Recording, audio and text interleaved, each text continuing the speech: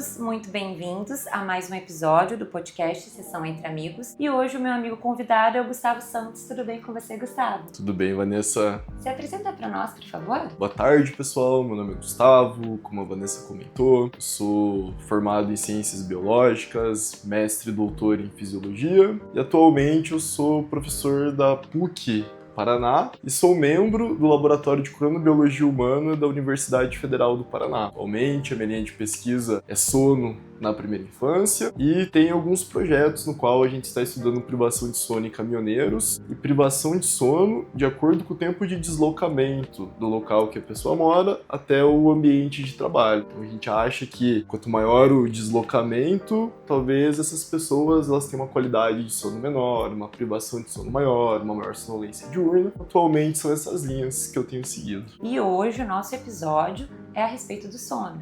Hoje nós vamos falar sobre a relação da qualidade do sono, transtornos mentais e autocuidado. E a pergunta, que é o título do nosso podcast de hoje, o que tira o seu sono, ela é importante para uma reflexão em relação ao quanto dormir bem ele é uma necessidade biológica, fisiológica e emocional para que a gente tenha uma qualidade de vida. Se você está interessado nesse assunto, fique com a gente até o final. Gustavo, fala para nós um pouquinho o sono como necessidade biológica. Bom, acho que para começar, a gente tem que definir o que é o sono. Então, o sono, ele nada mais é do que um estado comportamental em que a gente vai ter uma baixa responsividade aos estímulos externos. O que significa isso? Significa que é um período onde a gente tem muita atividade dos nossos neurônios.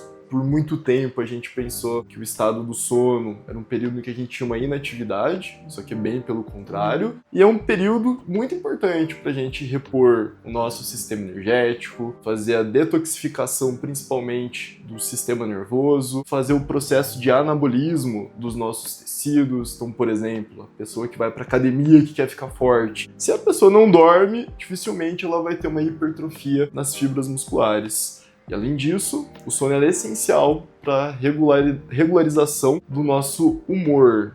Tendo o humor como uma necessidade fisiológica para regular o nosso comportamento emocional. De maneira geral, eu diria que o sono ele é uma necessidade que talvez nos dias de hoje, na sociedade que a gente vive, no atual modelo econômico, ele tem sido, talvez, o fator mais importante da saúde negligenciado. Perfeito. Nos tempos de hoje, nas últimas 2 décadas, eu diria, o sono ele vem ganhando espaço como um tema de saúde pública. Então tem vários estudos epidemiológicos tentando entender quais que são os principais fatores que explicam por que as pessoas dormem mal, por que as pessoas dormem bem, por que aparecem os distúrbios de sono, quem que são as populações mais vulneráveis, será que é criança, adulto, homem, mulher, idoso. Então hoje o sono ele tem ganhado aí espaço nessa temática muito grande. Isso, cheguei até a ver, acho que um estudo da USP, que 70%, se eu não me engano, não sei se você me confirma isso, Gustavo, que as pessoas dormem mal. É verdade isso ou não? Estatisticamente, eu diria que talvez seja até mais. Até mais? Né? Uhum. Mas realmente, hoje, por conta dessa exposição à luz no período da noite que a gente tem, tudo isso atrapalha bastante o sono. Então, para isso, acho que é importante a gente colocar aqui alguns parâmetros importantes para a gente entender o que é o sono. Então, o sono, ele nada mais é do que a expressão de um ritmo biológico nosso. O que é um ritmo biológico? Ele é uma variável fisiológica que oscila em função do tempo com uma determinada periodicidade. Então, nós temos ritmos biológicos classificados como infradianos, ultradianos e circadianos. Os ritmos biológicos ultradianos são ritmos biológicos que têm uma variação menor do que 24 horas. Então, por exemplo, frequência cardíaca, pressão arterial, temperatura corporal, são ritmos que parecem que têm uma oscilação menor do que 24 horas. Aí a gente tem os ritmos infradianos, que são ritmos maiores do que 24 horas. Por exemplo, ciclo menstrual. Dura aí mais ou menos 28 dias, pode variar um pouquinho para mais, para menos, dependendo da mulher. E temos os ritmos circadianos, que são ritmos que têm um padrão de variação bem definido, bem próximo de 24 horas ou pouquinho mais, um pouquinho menos. E o ritmo biológico mais evidente que tem essa ritmicidade circadiana é o ciclo sono-vigília. Então, dentro desse ritmo, a gente tem uma tendência em ficar em vigília, ficar acordado nos períodos de dia e a tendência em dormir nos períodos da noite. E aí a gente pensa, né, bom, por que será que o ciclo sono-vigília tem essa ritmicidade circadiana? Qual que será que é o principal fator que faz com que a gente expresse o ritmo dessa forma? Basicamente é o ciclo ambiental que a gente vive, que é o ciclo claro-escuro. Logo, esse estímulo ambiental é a principal variável que vai informar para o nosso organismo quais são os momentos que a gente tem que estar dormindo. Deve, né? Dormir e E acordar. acordar. Então, quem que recebe essa informação? Quem que faz esse controle? Popularmente, essa estrutura que faz esse controle é chamado de relógio biológico. Então, o que é o tal do relógio biológico? O relógio biológico é uma estrutura que existe lá numa glândula nossa conhecida como hipotálamo. A região anterior do hipotálamo, a gente tem uma população de neurônios, mais ou menos aí uns 16 milhões, que vão formar uma estrutura chamada de núcleo supraquiasmático. O núcleo supraquiasmático, ele é a estrutura mestre desse relógio biológico que existe no nosso organismo. Além do relógio biológico, ou melhor, além desse oscilador mestre que fica ali no núcleo supraquiasmático, a gente tem outros osciladores no corpo, que são osciladores periféricos, que ficam nas nossas células, todo o nosso corpo. Mas o principal regulador é o núcleo supraquiasmático. Então ele é o que a gente conhece como relógio biológico. A gente chama... Que vai trazer, Gustavo, essa necessidade do tempo de cada um para dormir, né? Que dizem assim que, quanto tempo necessário para dormir? Também. Também? Então, entendam assim, né? Que o núcleo supraquiasmático é o relógio biológico que a gente chama cientificamente de sistema temporizador circadiano. Mas a gente pode chamar aqui de relógio biológico para fins didáticos. Então, o que essa estrutura faz? Então, basicamente, quando está de dia, a gente tem na nossa retina células que vão transformar esse estímulo luminoso em impulso nervoso. Essa informação vai ser levada até o núcleo supraquiasmático. E o que ele vai fazer com essa informação? Opa, chegou luz! Então, ele vai mandar essa informação para uma glândula chamada de pineal, que é responsável por produzir o hormônio do sono chamado de melatonina. Se está de dia, se está recebendo a informação que tem luz, o relógio biológico núcleo supraquiasmático inibe a glândula pineal. Então ela não vai produzir melatonina. Na verdade, o que ele vai fazer? Ele vai estimular uma outra glândula do nosso corpo a produzir cortisol, que é o hormônio super importante para a gente se manter em vigília. O pessoal acha que o cortisol ele é ruim, né? Que é o hormônio do estresse. O estresse, ele é fundamental para nossa sobrevivência, para lidar com os desafios. Quando que o estresse é ruim? Quando o estresse dura longos períodos. Quando é excesso, né? Exatamente. E quando vai diminuindo essa incidência de luz, que vai ficando mais escuro, deixa de chegar essa mensagem até a retina. Essa mensagem de que não está chegando luz é mandada pro relógio biológico. O que ele vai fazer agora? Ele não estava anteriormente inibindo a glândula pineal, agora ele vai estimular a glândula pineal. O que a glândula pineal faz? Ela sintetiza e secreta melatonina. O que a melatonina ela vai fazer de importante no nosso organismo? Melatonina, ela vai ser um hormônio que vai facilitar o nosso sono.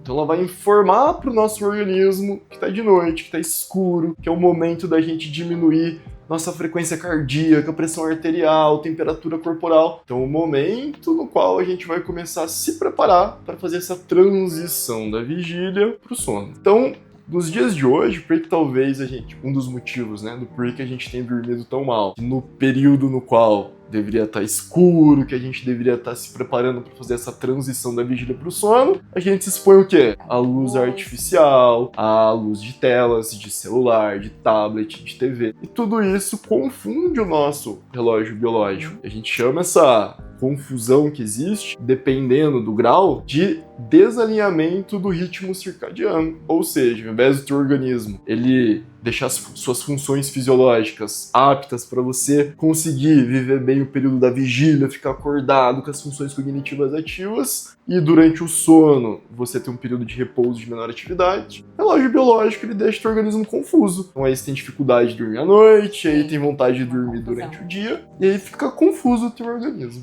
Gustavo, eu vi que você falou ali da melatonina, né? Então ela funciona como se fosse um facilitador, um sinalizador, facilitador do sono. Muitas pessoas pensam que ela induz ou tem as melatoninas, vamos dizer assim, no mercado aí que o pessoal tem tomado. O que você pode falar um pouquinho a respeito disso?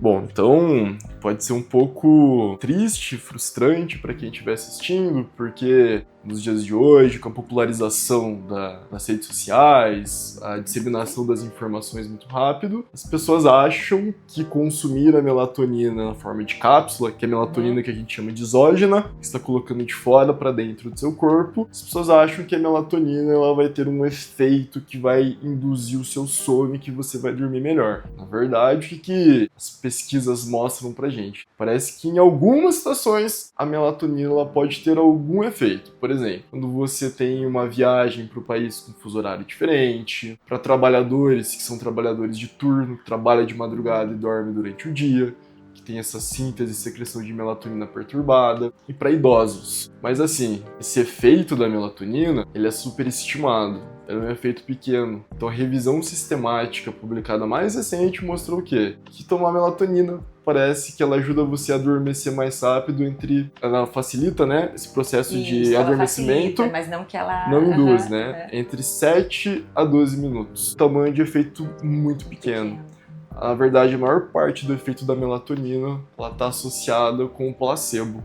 Então a pessoa toma melatonina e ela se condiciona achando que, olha, eu tenho melatonina, eu vou dormir melhor. Isso que, na verdade, o efeito não é melatonina em si. Então, de maneira geral, para a melatonina ela ter algum efeito, mesmo que seja pequeno, na verdade, existe um horário correto para a pessoa tomar e uma dosagem certa. E isso é obtido através de um exame que dura 24 horas, que a maior parte dos médicos que prescrevem, muitas vezes desconhecem esse exame. Muitas vezes, como melatonina exógena ela é consumida, ela mais atrapalha o ritmo circadiano do que ajuda. Por que a gente tem essa necessidade de ter um efeito num determinado horário? Porque as pessoas têm a fisiologia diferente. E essa fisiologia diferente das pessoas, a gente pode entender o quê? Que as pessoas, de maneira geral, elas têm necessidades diferentes. De sono total, horário de dormir, horário de acordar, e a gente chama isso de cronotipo. Então, de maneira geral, imagina um mundo utópico, que você pudesse escolher todos os dias o horário que você ia dormir, acordar, fazer suas atividades, como academia, estudar. Então, isso é o cronotipo. E a gente enquadra as pessoas em 3 grupos: matutinas, vespertinas e intermediárias. O matutino é aquela pessoa que tem facilidade para acordar cedo, que vai dormir muito cedo.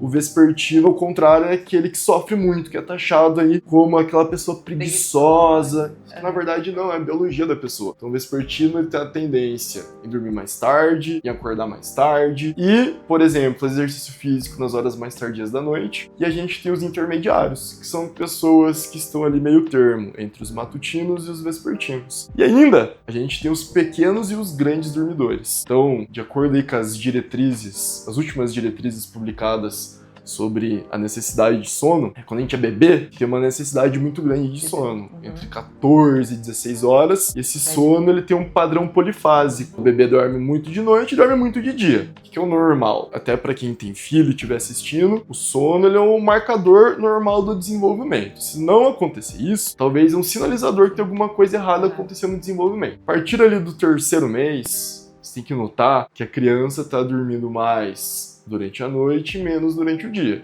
E isso é um marcador normal do desenvolvimento. Conforme vai passando aí os meses, os anos, a nossa necessidade total de sono, ela diminui. Então, adultos, quanto que você acha que a gente precisa dormir? Eu acho que pode variar um pouco, mas seria uma média do que? De 6 a 9 horas. Eu preciso de 8. Para eu acordar bem, eu preciso de 8 horas. Só que eu tô dormindo menos e eu percebo que eu não estou dormindo bem. Por quê? Porque eu acordo cansada. Então tá faltando um pouquinho de tempo, mas eu não sei quanto que um adulto precisa. Falam geralmente 8 horas, né? Esse é um mito pra gente desmistificar, né? Então, a necessidade, na verdade, é entre 7 e 9 horas. Algumas pessoas precisam um pouquinho mais de 9 horas, outras precisam um pouquinho menos de 7, é normal. Mas a média tá ali, ó, entre 7 e 9 horas. E o normal é um adulto não ter necessidade de dormir durante o dia, tá? Se você está dormindo, ou melhor, se você tem sono durante o dia, isso é um indicativo ruim. Então, Já entendi. Então, ó, duas coisas importantes que a gente já falou até agora. Então, esse negócio que todo mundo consegue acordar às 5 da manhã feliz pra render, não é verdade. E que todo mundo precisa de 8 horas de sono, é mentira também. E às vezes é legal você falar isso, porque a gente vê muitas coisas nas redes sociais hoje em dia, pra você ter, vamos dizer assim, uma boa performance, fazer isso, acorda às 5 da manhã. Mas se você não tem um ritmo biológico pra você acordar às 5 da manhã, você vai ficar frustrado, porque você vai perceber que você vai tentar fazer isso, vai ter dificuldade pra fazer isso, a gente pode ter um outro problema. Então esse autoconhecimento, entender esse biológico, entender esse emocional faz toda a diferença. Imagina, por exemplo, uma pessoa que é vespertina e fazer terapia às 7 da manhã. Será que pra essa pessoa a terapia vai funcionar? Acho que não, né? Inclusive, a gente tem um membro lá do laboratório que defendeu a tese de doutorado dele em 2022, eu acho, Flávio Augustino Bach. Ele viu que as pessoas que eram vespertinas e se matriculavam na academia e iam treinar cedo, 5, 6 da manhã, eram as pessoas que mais desistiam de ir pra academia. Sim. Então, você ter esse autoconhecimento do seu cronotipo, isso é muito importante para você guiar os teus comportamentos, suas atividades, e até eu posso disponibilizar para vocês depois o questionário validado no Brasil pra gente avaliar o cronotipo. Enfim, por que eu estou falando isso? Então a gente tem, por exemplo, matutinos que são pequenos dormidores. Então a pessoa consegue dormir cedo, acordar cedo e ter uma necessidade de sono bem baixa, então menor do que 7 horas. E tem o vespertino, que é grande dormidor. Então, além dele ter dificuldade de dormir cedo, vai dormir tarde, além dele ter dificuldade para acordar cedo, ainda precisa de muito mais horas de sono do que a média populacional. Esse cara é o cara que tá lascado. Então, de maneira geral, se você é vespertino, isso é um fator de risco para você desenvolver diversas patologias. O que é um problema também? Vocês acham o quê? Que isso, você ser matutino, vespertino, será que isso é um comportamento nosso ou será que isso tem mais a ver com o fator genético? Acredito que pode ter uma questão genética aí também. Acredite, gente. O fator genético, ele é o principal fator que vai predispor você a expressar esse comportamento matutino, vespertino ou intermediário. Os hábitos, eles ajudam a gente a modular, só que a nossa genética, ela sempre vai estar condicionando o nosso comportamento. Então, o que a gente consegue entender com o que nós falamos até o momento? Eu não falei pra vocês que o cortisol ele fica alto durante a vigília e a melatonina fica alta durante o sono? E o cortisol tem que baixar durante o sono e a melatonina baixar durante a vigília. Então, lembra que eu falei sobre a dosagem, o horário correto para tomar melatonina? O vespertino e o matutino, eles diferem no horário que eles têm o pico de melatonina no sono noturno. Então, por que o matutino ele tem a necessidade de dormir mais cedo? Porque o pico de melatonina dele é mais cedo. 2, 3 da manhã, enquanto o vespertino é mais tarde, 4, 5, 6 da manhã. E, dependendo do horário que você toma melatonina, você pode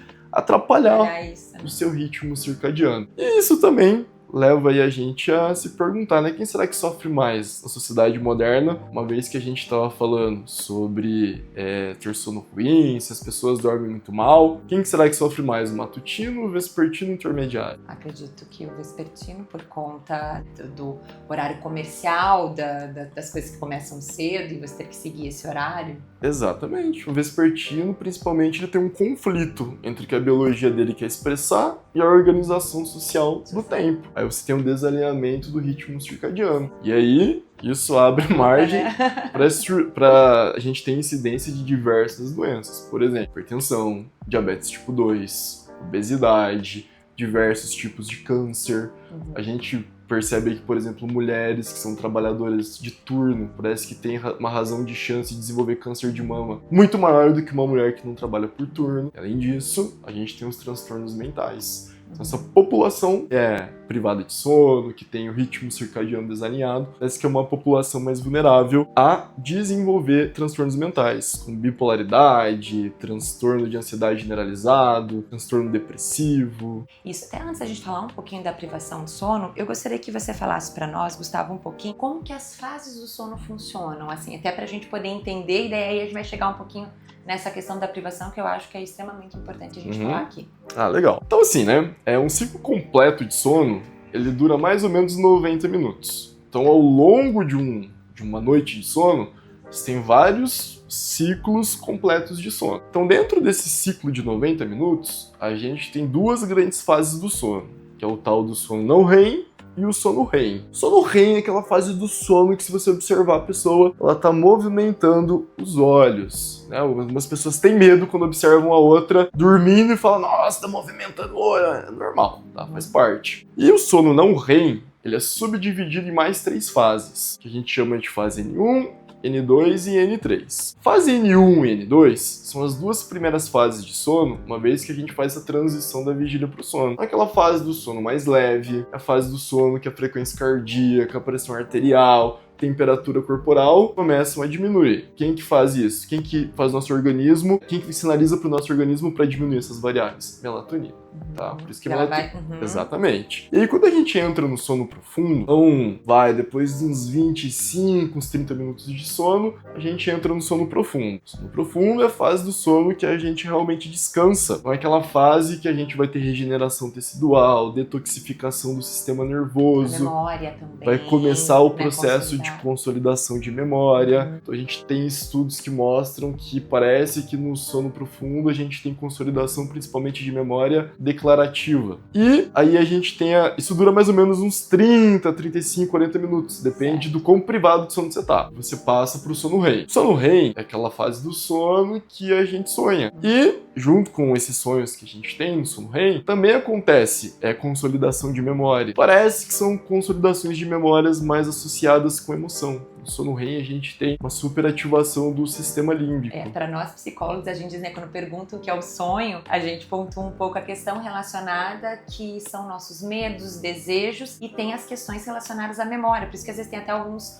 sonhos malucos que você acaba sonhando, mas que está relacionado a medos, desejos, que tem a emoção, junto com coisas que você viveu, passou, e tudo isso se mistura, e daí vamos dizer, nesse sono REM aí. Isso, exatamente. Inclusive, quando a gente fala de consolidação de memória, acho que é importante pontuar para o pessoal. O que é a consolidação da memória? É você transformar uma informação que você recebeu durante o dia, essa informação fica armazenada na forma de comunicação de 2 neurônios que a gente chama de sinapse. Quando a gente dorme, quais são as formas durante o sono que o nosso cérebro ele vai consolidar a memória? Aquilo que a gente repetiu, que deu mais atenção durante o dia. Essas sinapses dos neurônios tendem a ficar, ou seja, vão ser consolidadas, e aqueles eventos mais emocionais, tanto emoções positivas quanto negativas. Então, essa consolidação da memória, transformar a memória de curto prazo, que fica armazenada ali no hipocampo, em memória de longo prazo lá no córtex pré-frontal. E aí, uma das linhas aí que tenta explicar o que é o sonho, que nesse processo de consolidação, vários circuitos neuronais se comunicam. Então, nesse processo de comunicação, a gente tem esses sonhos meio malucos, né? Então, mistura várias informações que às vezes são meio sem contexto e acabam gerando sonhos que a gente fica meio que sem entender. A gente tem outras linhas também que falam que o sonho ele é uma ferramenta pra gente resolver problemas que a gente teve durante a vigília. Tem um livro muito bom, inclusive, do Siddhartha Ribeiro, um dos maiores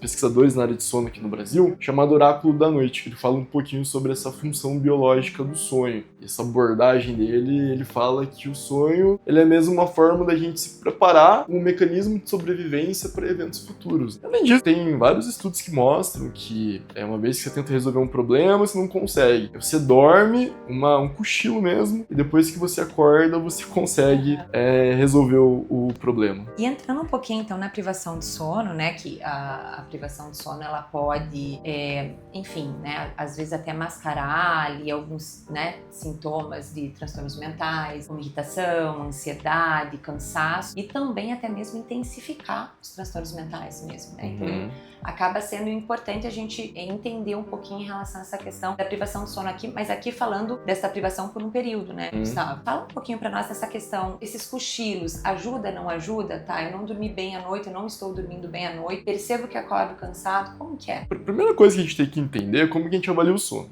O sono, basicamente, a gente avalia ele através de quanto tempo que você demora pra dormir a partir do momento que você deitou na cama, quanto tempo que você ficou na cama que de fato que você dormiu, quantas vezes que você acordou durante o sono, que a gente chama de despertares noturnos, e a partir disso a gente calcula a eficiência de sono. Então, de acordo com essas variáveis, a gente consegue saber mais ou menos como está o seu sono. O que seria esse evento da privação de sono? Privação de sono nada mais é do que você dormir menos do que você precisa. Como que você sabe que você está privado de sono? Geralmente, durante a vigília, você tem sonolência durante o dia, logo, você tem necessidade de cochilo, e você tem algumas funções, por exemplo, cognitivas, que ficam reduzidas. E, do ponto de vista do humor, você fica mais irritado, fica mais sensível, a gente tem uma tendência a superestimar situações negativas, enfim. Então, essa privação de sono, ela pode se dar, então, na forma de distúrbios do sono. Então, a privação de sono, ela pode ser um evento único, pode ser vários eventos que estão acontecendo aí ao longo de uma semana específica,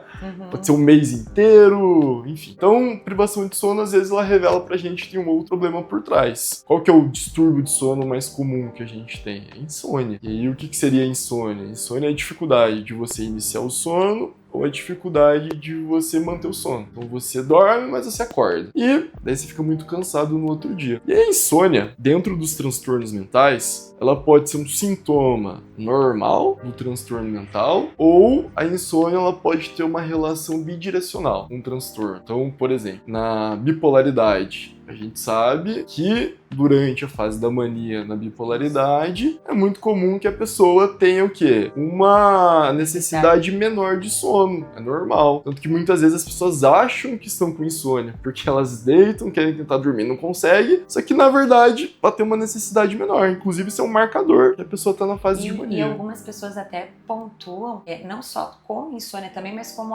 eu tô dormindo pouco e não tô sentindo falta.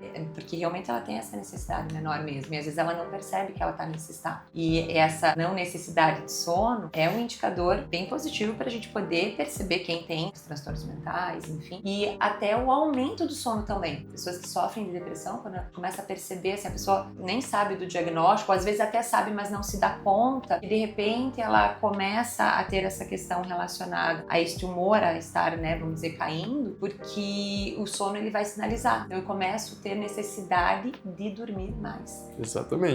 Inclusive, a eficácia de um tratamento para transtorno mental, tanto via por psicoterapia quanto farmacológico, é muito difícil a eficácia do tratamento se você não regula o sono do paciente e você não regula o ritmo circadiano do paciente. Então, eu diria assim que, falando da psicologia, A psicologia ela é uma ferramenta super importante para o paciente para melhorar esse status do sono. E eu vejo que a terapia cognitiva comportamental ela ajuda muito porque a gente trabalha muito a questão relacionada a essa parte cognitiva mesmo, que são os pensamentos. Então, eu vejo relatos de muitos pacientes, amigos, enfim, que, como eu te falei, eu tento sair um pouquinho do consultório aqui nessa sessão entre amigos, mas eu escuto muito relatos de pessoas que têm dificuldade para dormir, porque na hora que elas deitam, o que acontece? É um momento que a gente tenta desligar de tudo, mas é um momento que a tua cabeça está ali e que os pensamentos começam a aparecer. E principalmente os pensamentos disfuncionais. O que são os pensamentos disfuncionais? São erros de pensamentos. Muitas vezes pensamentos catastróficos, pensamentos negativos. Às vezes em função da própria demanda do dia a dia, da preocupação, da correria, da rotina. Naquele momento que você acaba tendo um pensamento e existem estratégias, e a terapia ajuda a ter essas estratégias de como que você domina esses pensamentos disfuncionais e passa a administrar, ter pensamentos mais funcionais. Mas quem não usa essas estratégias, o que acontece? Eu acabo deixando esse pensamento disfuncional vir, alimento ele, amplio, intensifico, e daí é óbvio que eu não vou pegar no sono, que eu vou ter dificuldade para dormir, e daí tenho dificuldade para dormir, tenho privação de sono, acordo cansado, irritado, daí começa ali uma bola de neve mesmo. Exatamente. Inclusive, eu até falo para as pessoas que quando a gente fala sobre melhorar o sono é meio frustrante, porque são coisas básicas que a gente não faz. E então, falando do ponto de vista intervencionista da terapia cognitivo-comportamental, como você comentou, para algumas pessoas o momento de dormir, ele pode ser um momento que a pessoa já fica ansiosa, porque ela fala, nossa, agora eu tenho que deitar na cama e desligar. Ao invés de ser um momento para relaxar, é um momento de ansiedade. Que ela auto-expressiona. Exato. E uma coisa que eu também acho importante pontuar é você entender o que é indução do sono. Agora sim, melatonina facilita o sono, e como que o sono ele é induzido? A indução do sono quer dizer o quê? Tem áreas do seu cérebro que estão ativas durante a vigília e áreas que ficam ativas no sono ficam inibidas durante a vigília. O que é você dormir? As áreas que estavam ativas na vigília serem inibidas e as áreas que estavam inibidas na vigília se ativarem durante o sono. Então, para isso acontecer, a gente depende de circuitos neuronais, dos nossos neurônios se comunicarem. Então, por exemplo, quando você está passando por um quadro de estresse, teve um dia estressante, ou você está muito ansioso, o que vai acontecer com aquela área da vigília que deveria estar começando a reduzir a atividade? Ela fica hiperexcitada e você não consegue fazer essa transição da vigília para o sono. Então, a terapia cognitivo-comportamental, ela entra como uma ferramenta de higiene do sono. Isso, é isso que eu ia pedir para você agora, Gustavo. O objetivo desse podcast é trazer soluções devidas, assim, no sentido para poder ajudar as pessoas que estão nos ouvindo, nos assistindo. Então fala para nós um pouquinho dessa estratégia. Quais seriam as estratégias para as pessoas poderem melhorar um pouquinho o sono delas? Então, como eu disse, nada mágico, só é algo que a gente sabe, mas não faz. Então, começando pela terapia cognitivo-comportamental. É muito importante para ressignificar o momento da hora de dormir. Então, a terapia cognitivo-comportamental ela vai te oferecer ferramentas para você conseguir controlar alguns pensamentos e isso vai se refletir no seu comportamento. O que é a reflexão desse comportamento? É você começar a ficar mais relaxado, associar o momento de dormir com o momento de descanso. E uma das formas também que o psicólogo ele vai auxiliar nisso é explicar para o paciente que é importante que cama tem que ser um local para a pessoa exclusivamente dormir. Exato.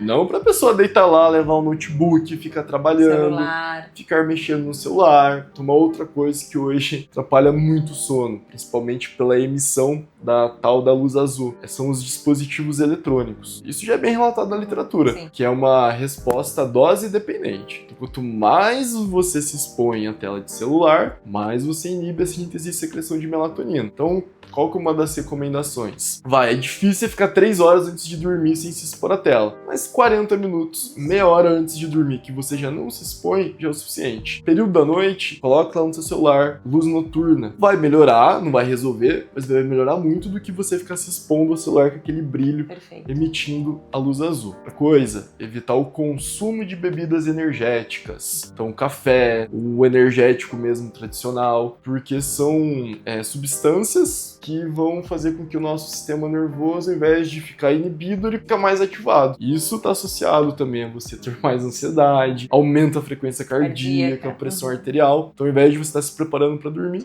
você fica se preparando para ficar em vigília, né? Exato, em vigília, exatamente. Além disso, coisa mágica. Qual que é o padrão ouro? Se você dependesse só do sono para você viver muito, o que a literatura diz pra gente? Você dormir e acordar basicamente nos mesmos horários todos os dias. Lógico, esporadicamente, você tem uma mudança, não tem problema. Mas isso ser um hábito é um problema. Então, a regularidade do sono, você dormir o número de horas que você precisa é o essencial. Eu pergunto pra você, que momento da sua vida será que é um ideal para você descobrir? Qual que é o momento, ou melhor, qual que é a necessidade total de sono que você tem? Qual que é o horário que o teu organismo, se ele pudesse escolher, para dormir e acordar? Meu organismo ia escolher dormir meia-noite, porque eu sou um pouco mais, eu acredito que eu sou um pouquinho mais vespertina, assim, e acordar às 8 da manhã. Às 8 da manhã. Mas em que momento do ano você acha que seria o mais adequado para você descobrir isso? E qual que é a sua necessidade de sono? Você precisa dormir 6, 7, 8 horas? O momento seria, você diz, inverno, verão, nesse aspecto, não?